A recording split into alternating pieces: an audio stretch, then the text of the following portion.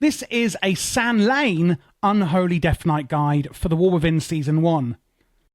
Now, this is really interesting, and I personally think it is simpler than our other option, and actually, I think it might be more fun as well. Is it the absolute min-max meta for most, mythic, high mythic plus keys or raiding? Maybe not, but is it more fun? I think so. So if you are looking for San'Layn, well, here we are doing it. So first up, let's have a quick look at our set bonus this season. Your minions deal more damage, and when we summon a minion, our haste is increased 2%, but up to 8% for 8 seconds. Speaking of minions then, let's jump straight into the rotation. We're going to raise our Ghoul as a #1 priority. I'm going to take this off the rotation bar, as generally it's not actually in the rotation. We can do this before we go into combat. And he is there. Skullflayer is his name. So the next thing is what we're actually going to use as our top priority then. Well, this is our Scourge Strike, and this is going to cause damage and cause a festering wound on the target to burst. Now, if you don't know Unholy, we have something here called a festering wound. Generally, the main way that you can put it on there is going to be your festering strike, but it's going to be going on anyway. A pustulent lesion that will burst on death or when dealing damage by Scourge Strike. Dealing damage and generating some runic power, which is our main resource. We also have runes here that we can spend as well. Now, because of the hero talents, which I will be going through in full detail soon, we have a talent here called Infliction of Sorrow. When Vampiric Strike damages an enemy affected by... No, that's not what I want. Sorry, this is the one I want. Well, kind of. Your Death Coil, Epidemic, and Death Strike have a chance to make your next Scourge Strike become Vampiric Strike. So Scourge Strike is here, right? And there we go. So basically, what I'm trying to say is, when you see it transform, always use it. A Vampiric Strike that deals damage and heals you for some of your health additionally grants you Essence of the Blood Queen for 20 seconds. So when we use that, we now have got up here, Essence of the Blood Queen. Haste is increased, damage of Death Strike and Death Coil is increased by 4%. So whenever we get that proc, basically just use it as your top priority. Then we have Defile. This is going to defile the ground below us, basically dealing damage to everyone in it. And you do want to stand in this as you're going to get a buff. And also there's this here, Death and Decay. Scourge Strike will hit 7 enemies when nearby, meaning you will do more AoE damage when standing within your own Defile. Oh, what a lovely sentence. So use that. It's on a 20-second recharge. We've got 2 stacks of it, so use that whenever you can and stay within it. Then we have Soul Reaper. Basically, use this when the target is below 35% health, as it would explode and do a load of damage.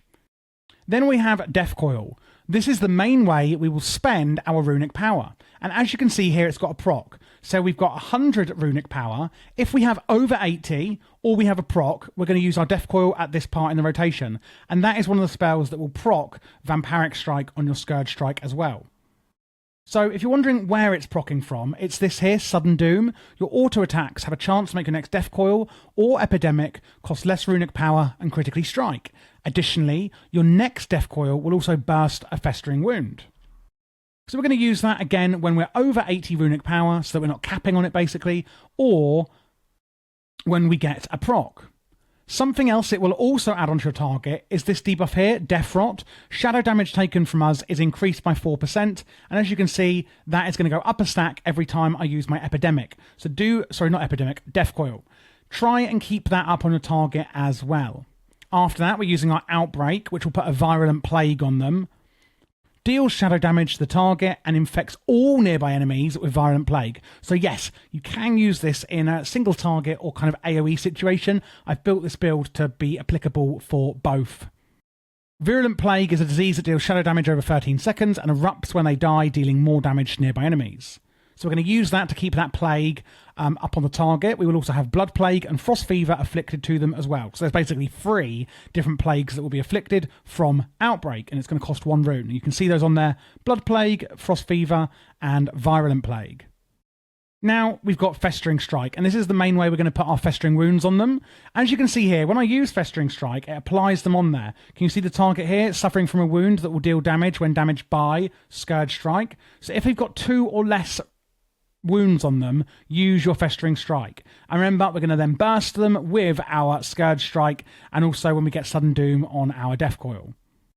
After that, we're going to use Scourge Strike for a different reason, and that is actually for this buff up here, Plague Bringer. Disease damage is occurring more quickly, so we can speed up how quickly our diseases do damage. So we're using it here, basically, when it procs, and then we're using it here to keep up this buff every 10 seconds on ourselves.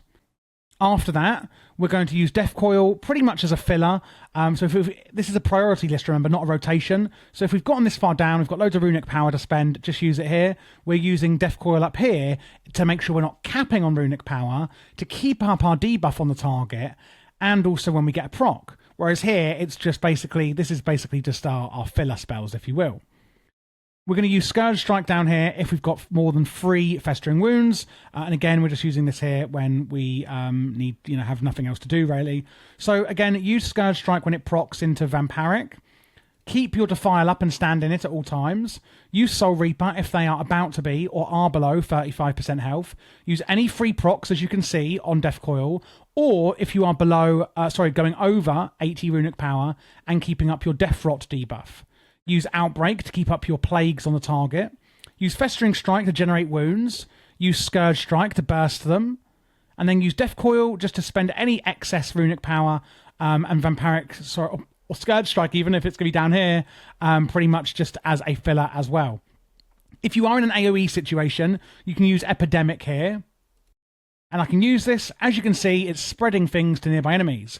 Causes each of your virulent plagues to flare up, dealing damage and an additional amount of damage to all other enemies near them, and increases the duration of Dark Transformation. Basically, use this instead of your Death Coil here if you're in a big AoE situation. Now going on to the cooldowns. Really, I would just use them on cooldown, or when you're in your Gift of the San'Layn window. We've got Apocalypse, bring down upon the enemy an Apocalypse, dealing damage and bursting up to 4 Festering Wounds, and summons an army of ghouls. We've got Dark Transformation. Your ghoul deals damage to nearby enemies and transforms into a monstrosity, granting them energy, and the ghoul's abilities are empowered. And then we've got Raise Abomination, where you literally raise an abomination, applying Festering Wound when it attacks and affecting all of those nearby with Virulent Plague. And lastly, Abomination Limb, sprouting a limb and doing AoE damage. And I would pretty much just say to use those on cooldown for this rotation. Like I said, this isn't the absolute min-max build, so I'm assuming that if you are watching this, you probably don't care too much about min-maxing, and therefore you just want to play San'Layn because it's more fun, etc. And might want something a little bit simpler, or not as, absolutely 110%. So I would just say, yeah, use these on cooldown. Use this rotation, as I've said, and it'll be fine in AoE or single target.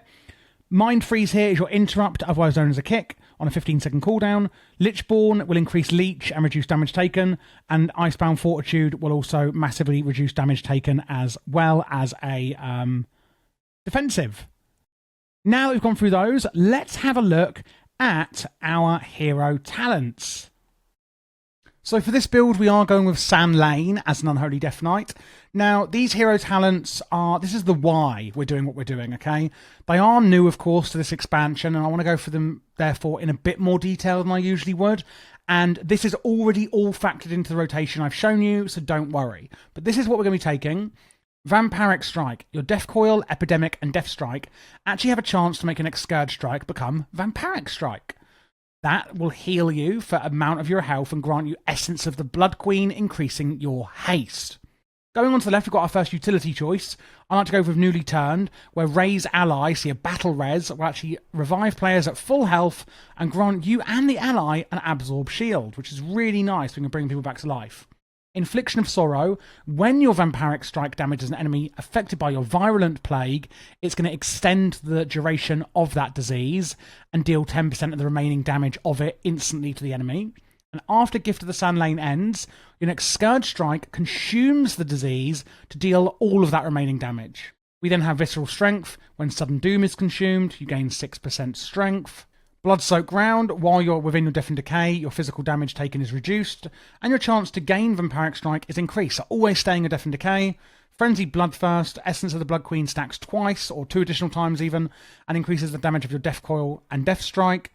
Insight Terror, Vampiric Strike and Scourge Strike cause your targets to take more damage, up to 5% from you, and Vampiric Strike benefits from Insight Terror at 400% effectiveness. On the last one, we've got another utility one. Icebound Fortitude reduces all damage you take by an additional 20%, and killing an enemy reduces the cooldown of Icebound Fortitude, which is quite nice. The Blood is life. Vampiric Strike has a chance to summon a blood beast to attack your targets, and each time it does attack, it's going to store a portion of the damage dealt. When it dies, then it explodes, dealing all of that accumulated damage and also healing you at the same time. Lastly, Sanguine Scent, our last choice. Your Death Coil, Epidemic, and Death Strike have a chance to trigger Vampiric Strike when damaging enemies below 35% health. And then, Gift of the San'Layn.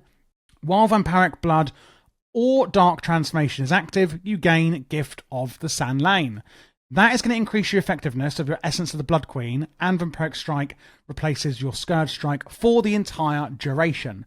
I know some of these are a bit complex, but really it's just passive stuff that is already happening in the rotation. And this is, again, just kind of a bit of class fantasy. It's very vampiric. It's very, very fun. That is the build we will be going with in this Unholy guide. For the consumables and enchants, etc., a few things have changed. Main thing, if you're in Frost DK, go with Rune of Razor Ice on your main hand, and offhand is Rune of the Fallen Crusader. For Unholy Death Knights, if you are going to be in that spec too, it's just going to be Rune of the Fallen Crusader on your two-hand. If you're new to Death Knight and you're like, what are these? This is your Death Knight rune forging that you can do back at Archerous Hold, for your portal. And Death Knights do have their own weapon enchants, which are these.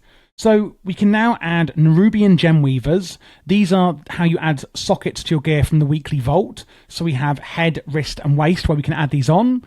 Chant of Winged Grace on your cloak is going to be avoidance and some full damage reduction. The chest is Crystalline Radiance, increasing your primary stat. Armoured Avoidance is obviously avoidance on the wrist. Legs is Stormbound Armour Kit. This adds strength. Scout's March adds movement speed. I think it's 250 movement speed you get on the boots. Critical Strike on the rings. But again, you can use different ones depending on what secondary stat is best if you are simming your character.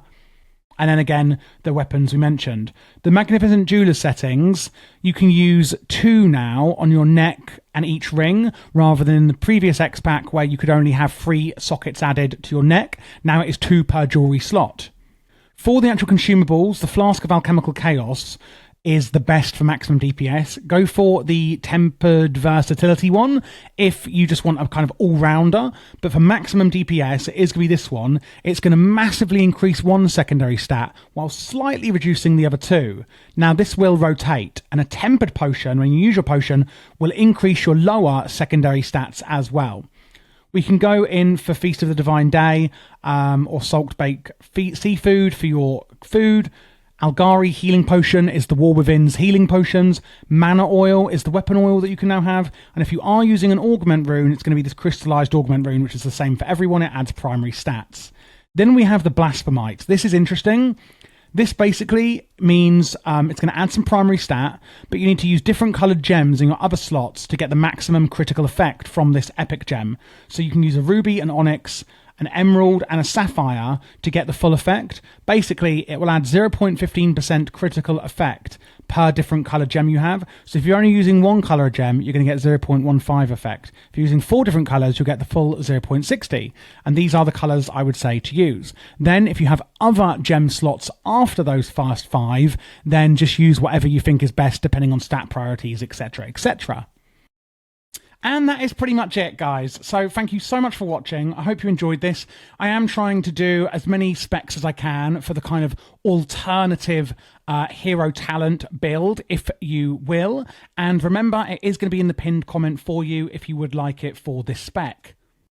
I would kindly ask that you do at least consider looking at my Patreon, as that is the main way to support me as a creator. I do try and do every spec as soon as possible, meaning that I hardly get to actually play the game on release because I'm busy doing these videos. So if you would like to support it, it would be absolutely massively appreciated by me. You can also get LVUI profiles, macros, and any support from me as a Patreon member in the Discord as well, should you need it, and that can be one-on-one. And you can check out this playlist here to see all of my PvE guides for Season 1 of The War Within. Please don't forget to subscribe and leave a thumbs up if you liked the video.